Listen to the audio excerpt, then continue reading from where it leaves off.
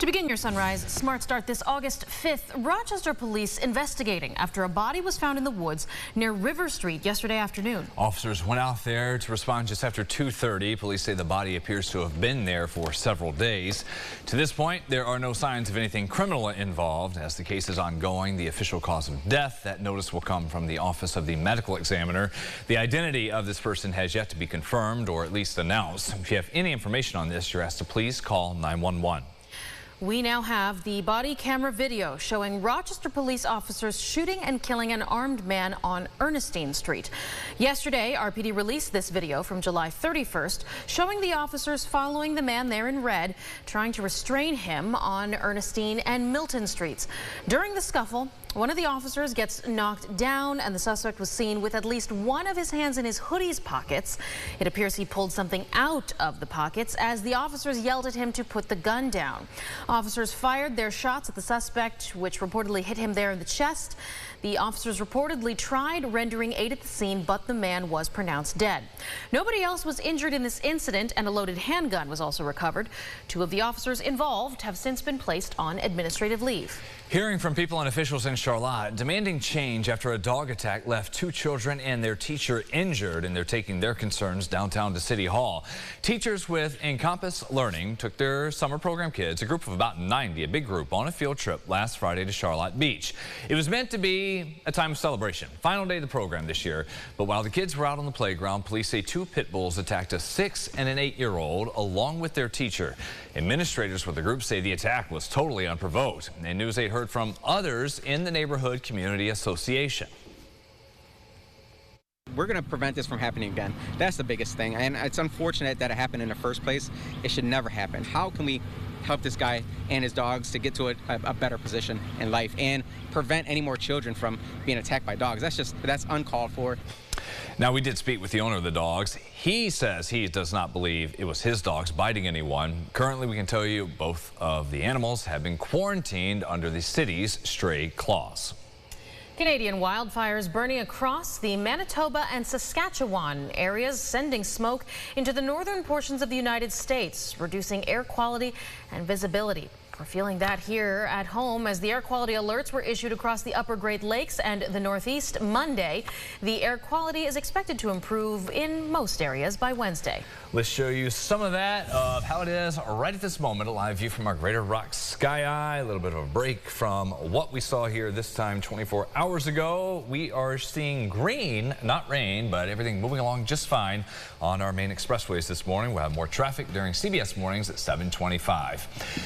Right now, we're hearing from some staff at local farms coming up with different solutions for the most important part of the job, having enough water for every bit of their crop. Yeah, can't function without it, and this lack of rain recently means they've had to get creative, exploring other options for getting the corn mazes ready for our fall favorite activities. Ron Spitzer live in Macedon this morning at Long Acre Farms, right there in the thick of it, Ron. They are getting very creative here, but there was a lot of forethought that went into this. We're here with Audrey Allen, the owner.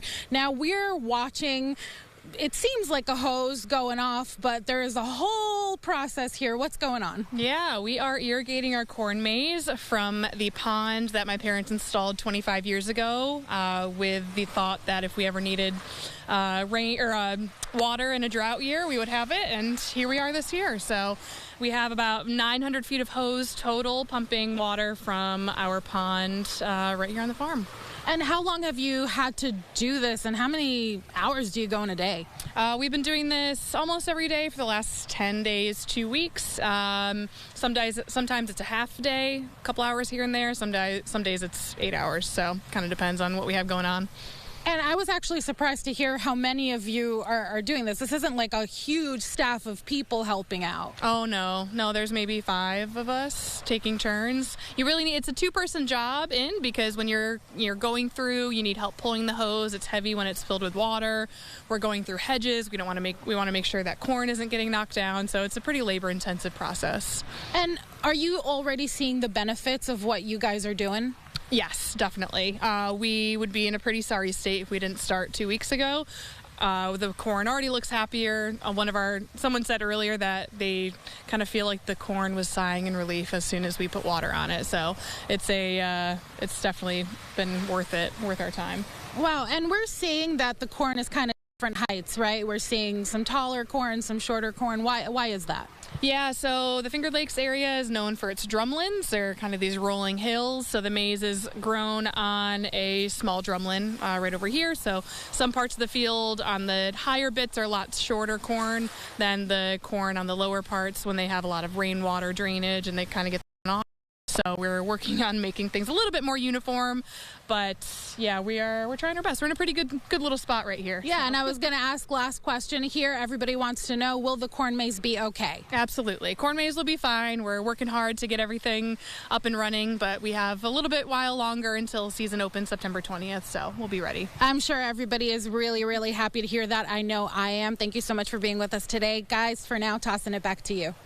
Ron, thanks. We also learned pineapple tops. If the stalks are reaching up to the sky, screaming for water, and then they relax when they get enough. Well, now we learned that, and hey, they've got quite a lot of watering to do. Yes, for sure. We're still waiting. Maybe we can get lucky and have Mother Nature water tomorrow. We'll go isolated for you today. Could be some pop-up showers later, but most of us are just looking at that haze overhead. You can see a little bit extra cloud coverage as well. There's a boundary to our south that could bring us a couple of showers, maybe a few thunderstorms. Actually put it better than a 50% chance for you tomorrow for those storms. And then we dry out, right back into the upper 80s to around 90 through the weekend. But I do expect for those overnight lows to slowly creep up there. Going to be a hot one on the racetrack over there, Watkins Glen. Coming up this weekend. We're going to see you there, Brennan. I will. And also that morning, half marathon in Geneva. Good luck to that. That'll be warm as well. Hey, coming up this morning, our podcast, Second Cup of Sunrise. There with James. That's at 9. Who knows what we're talking about on the Rochester First streaming app. Yesterday, it was James and the Giant Car Wash. Yeah, that was so we'll see what shows up today. Okay. Well, tune in at 9 for those two. Otherwise, thank you so much for watching News 8 at Sunrise. Have a great day. Follow News 8 wherever you are on RochesterFirst.com, Facebook, X, and on our app for news and weather.